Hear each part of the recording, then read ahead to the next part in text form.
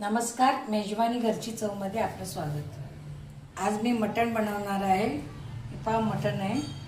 मटण मी स्वच्छ धुवून घेतलेलं आहे आणि आता फोडणीला घालणार आहे। फोडणीसाठी हा कांदा घेतला आहे आणि मटणामध्ये हळद मीठ घालून फोडणी देणार आहे। तर प्रथम आपण तेलामध्ये कांदा परतून हे मी तेल तापत ठेवले आहे कुकरमध्ये आणि तेलही थापलेलं आहे। आता आपण हे कांदा टाकूया। हा कांदा हे परतून होईपर्यंत आपण मटणामध्ये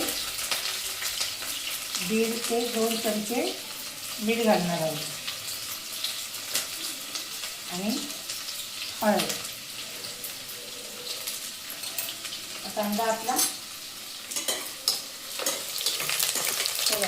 कांदाही लालसर झालेला आहे। आता हे हळद मीठ लावलेलं मटण आपण त्यामध्ये तेलामध्ये सोडणार आहोत। हे आता सर्व मटण मिक्स करून घेऊ तेलामध्ये।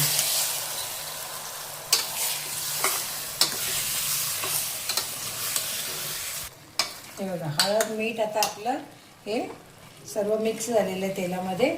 त्याच्यावर एक प्लेट ठेवून आपण पाणी ठेवणार आहोत। पाणी आपण गरम करून घेणार आहोत आणि हे ताटावरचं पाणी मटण आतून हे शिजणे। हे बघा आता आपलं वाफ आलेली आहे चांगली आणि ताटावरचं पाणीसुद्धा गरम झालेलं आहे। परत एकदा आपण हलवून घेऊ आणि ते गरम झालेलं पाणी त्याच्यामध्ये शिजण्याकरता घालणार आहोत।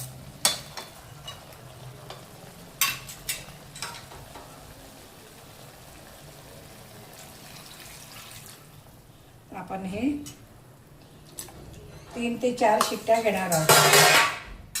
3 ते 4 शिट्ट्या आपण शिजण्याकरता मटणाला घेणार आहोत। 3 शिट्ट्या।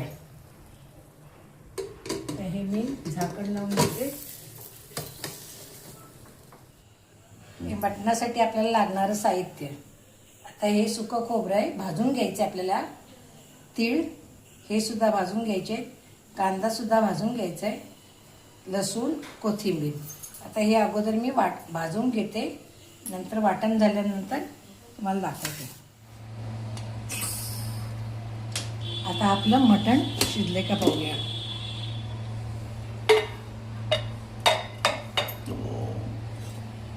आता यातलं मी थोडंसं लहान मुलांसाठी शिजले बघा। लहान मुलांसाठी आता मी थोडंसं काढून ठेवणार आहे आणि बाकीचं सर्व मटण करणार आहे। त्याच्यातलं मी काढून ठेवते। हे बघा आता आपण हे तिखट मटण करणार आहोत आणि मी आता हे मुलांसाठी बाजूला मिठातलं काढून ठेवलेलं आहे आणि हे आपला वाटण केलेला मसाला।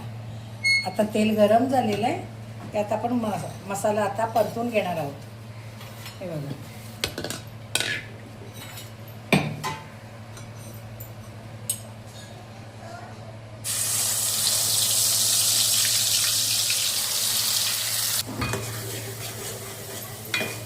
हे बघा आपला मसाला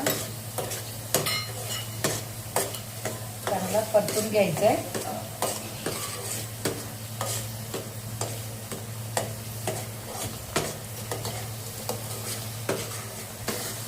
बघा आता आपला मसाला तेल सोडायला लागला आहे। आता आपलं हे घरचा होममेड मसाला मध्यम आकाराची वाटी घेतलेली आहे। तर आपण याच्यामध्ये मसाल्यामध्ये मिक्स करूया।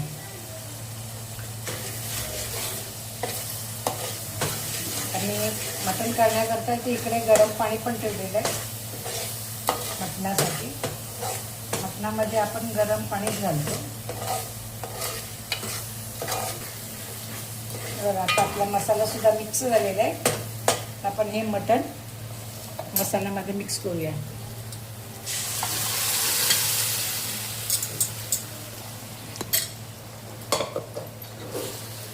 आपल्याला जेवढं पाणी हवं आहे त्या प्रमाणात आपल्याला याच्यात पाणी घालायचं आहे। तर मी याच्यामध्ये हे वाटण केलेलं पाणी घालते पहिलं आणि हे गरम केलेलं पाणी हे बघा याच्यामध्ये घालायचं।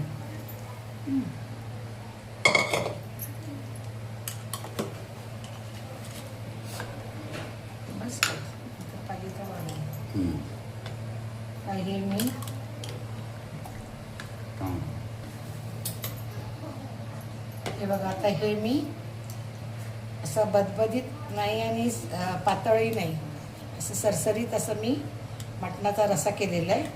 तर ह्याला छान वाफ आणून देऊया. झाकण ठेवायचं आपल्याला.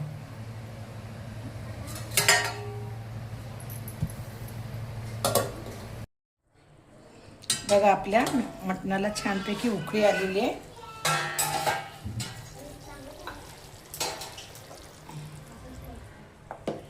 आणि आता आपलं हे मटण छानपैकी झालेलं आहे तयार.